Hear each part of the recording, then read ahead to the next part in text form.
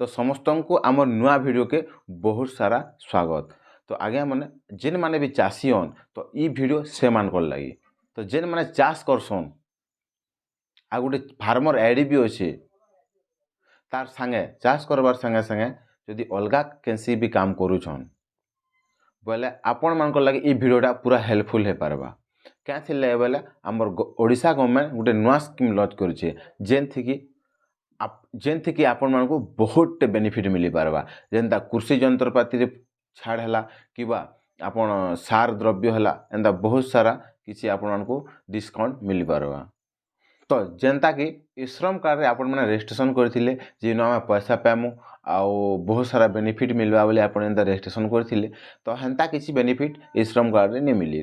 तो ई कृषक यदि ओडिशा पोर्टल रे आपण माने यदि रजिस्ट्रेशन कर दोछन बोले आपण मानको इनो किछि पैसा भी मिली पारे जेंता कि आपण मानको माने कृषि जंत्रपाति किनले बोले आपण मानको सने 40% तक माने डिस्काउंट मिली जे पारबा। आ यदि बॉयलर फार्म खोलुछन किवा केनसी माने माटी काम हला जेंता मुड़ा फुड़ा कुड़ाबार लगी बंध जेन पोखरी आड़ी बंध बोलसन तो सेटा यदि आपण माने भी यदि माने खोलुछन बोले सेने भी आपनको डिस्काउंट मिलबा। लेकिन आपण मानकर पाखे गुटे माने कृषक ओडिशा पोर्टल रजिस्ट्रेशन करथिबा जरूरी है। तो से तार पर जे आपण मानकु ई सुविधाटा मिल पारबा।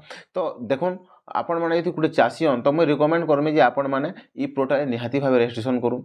यदि रजिस्ट्रेशन इन कर दोछन बोले आपण मानकर पीएम किसान रे भी आपनकर नी कटेन सब दिन रही जिबा। आ यदि आपण यदि रजिस्ट्रेशन नी करछन हेथे पर आपण पीएम किसान और कालिया भी कटि जेबारे। तो से आज ही इटा रजिस्ट्रेशन कर दो। देखो रजिस्ट्रेशन करवा लगे किसी भी पैसा भी नहीं लगे। ई श्रम कार्ड है तो आप 150 200 500 देकर भी रजिस्ट्रेशन करते तो ये आपको 1 टंका भी नहीं लगे। तो आज ही फटाफट रजिस्ट्रेशन कर दो सीएससी सेंटर के जाकर।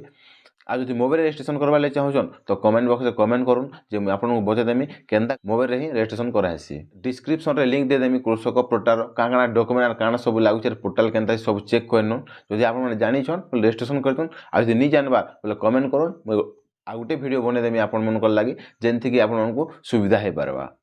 आई होप आपण मनकु ई वीडियोटा बहुत भल लागिथिबा आ किछि हेल्पफुल भी हे पारबा। तो हमर चैनल के सब्सक्राइब कर दो रिक्वेस्ट करूछे आ वीडियो गोटे लाइक टी कर दो। तो आज लगे एते मिलमा अगली वीडियो रे। धन्यवाद।